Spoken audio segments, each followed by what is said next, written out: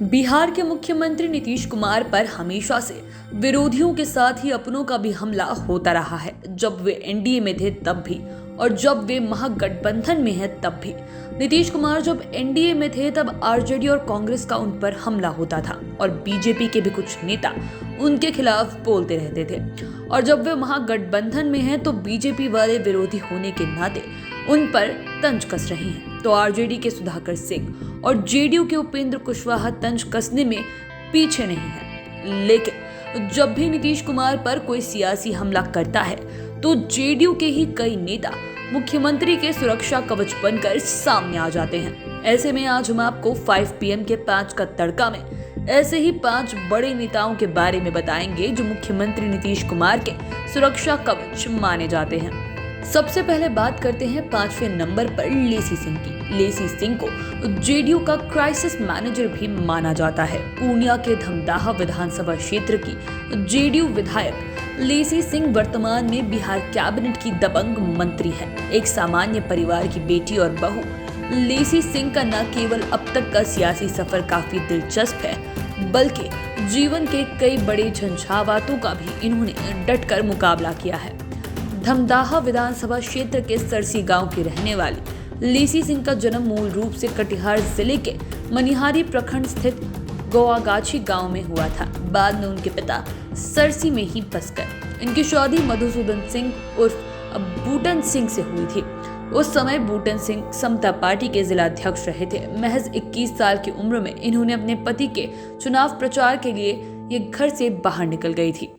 हालांकि 1995 में धमदाहा विधानसभा क्षेत्र से बूटन सिंह चुनाव हार गए थे। इसके बाद का सियासी सफर लेसी सिंह ने संभाल लिया। फिर तो इन्होंने पीछे मुड़कर नहीं देखा। इन्हें आयरन लेडी भी कहा जाता है और नीतीश कुमार को इन पर काफी भरोसा है। इस साल 2005 में ये पहली बार धमदाहा विधानसभा क्षेत्र से समता पार्टी के टिकट पर विधायक बनी, लेकिन इसके कुछ ही दिनों के बाद इनके पति की हत्या कर दी गई। लेकिन ये हिम्मत नहीं हारी। आज जेडीयू की क्राइसिस मैनेजर होने के साथ साथ अगर कोई नीतीश कुमार पर तंज कसता है तो ये उसे धो डालती है। अब बात करते हैं चौथे नंबर पर संजय झा की। संजय झा भी नीतीश कुमार के काफी करीबी लोगों में शामिल है। ये पार्टी में हर संकट के समय तो खड़े रहते ही हैं, विरोधियों पर ताबड़तोड़ हमले करने में भी आगे रहते हैं। मुख्यमंत्री नीतीश कुमार को इन पर बहुत ज्यादा भरोसा है। साल 2020 के विधानसभा चुनाव में भी इन्होंने मिथिलांचल में अहम रोल निभाया था। ब्राह्मण समाज से आने वाले संजय झा की दिल्ली सियासत में भी जबरदस्त पकड़ है तथा पार्टी के लिए ये फाइनेंशियल मैनेजर माने जाते हैं। यही वजह है कि संजय झा एनडीए के शासनकाल में मंत्री थे और महागठबंधन के शासनकाल में भी मंत्री के पद पर हैं और इनके पास अच्छे विभाग भी हैं। जेडीयू एमएलसी संजय झा कितने विश्वासी हैं इसका अंदाजा आप इससे लगा सकते हैं कि ये मुख्यमंत्री के हर दौरे में साथ रहते हैं और जब भी जरूरत पड़ती है ये हमेशा संकट की घड़ी में नीतीश कुमार के साथ खड़े रहते हैं। इन दिनों जब मुख्यमंत्री बिहार में समाधान यात्रा पर निकले हैं तब भी ये साथ दिख रहे हैं। अब बात करते हैं तीसरे नंबर की। तीसरे नंबर पर अशोक चौधरी है। नीतीश कुमार के सबसे विश्वासी लोगों में अशोक चौधरी भी शामिल हैं। इतना ही नहीं, ये मुख्यमंत्री के बड़े सियासी सुरक्षा कवच भी माने जाते हैं। अभी नीतीश कुमार पर उपेंद्र कुशवाहा लगातार हमले कर रहे हैं। ये अशोक चौधरी से बर्दाश्त नहीं हुआ और वे कुशवाहा पर टूट पड़े। दरअसल उपेंद्र कुशवाहा ने ट्वीट पर नीतीश कुमार पर तंज कसते हुए कहा, बड़ा अच्छा कहा भाई साहब आपने। ऐसे बड़े भाई के कहने से छोटा भाई घर छोड़कर जाने लगे तब तो हर बड़का भाई अपने छोटका को घर से भगाकर बाप दादा की पूरी संपत्ति अकेले हड़प लेगा। ऐसे कैसे चले जाएं अपना हिस्सा छोड़कर। कुशवाहा के इस हमले का सबसे पहले अशोक चौधरी ने जवाब दिया। अशोक चौधरी ने कहा कि उपेंद्र कुशवाहा किस हिस्सेदारी की बात करते हैं। वे तो जेडीयू में किराएदार हैं और किराएदार को हिस्सेदारी नहीं मिलती। उन्हें यदि कोयरी समाज का बड़ा नेता और वोट शिफ्ट कराने की क्षमता हो जाने की गलतफहमी हो गई है तो ये उनकी बड़ी भूल है। वो इस बात को भूल जाते हैं कि जब वक्त आया तो इंदिरा गांधी भी वोट शिफ्ट नहीं करा पाई थी। बता दें कि अशोक चौधरी के पास लंबा राजनीतिक अनुभव है। वर्तमान में ये भवन निर्माण विभाग के मंत्री हैं। खास बात कि अशोक चौधरी मंत्री रहते हुए भी जेडीयू को मजबूत करने में लगे हैं। नीतीश कुमार को इन पर काफी भरोसा है।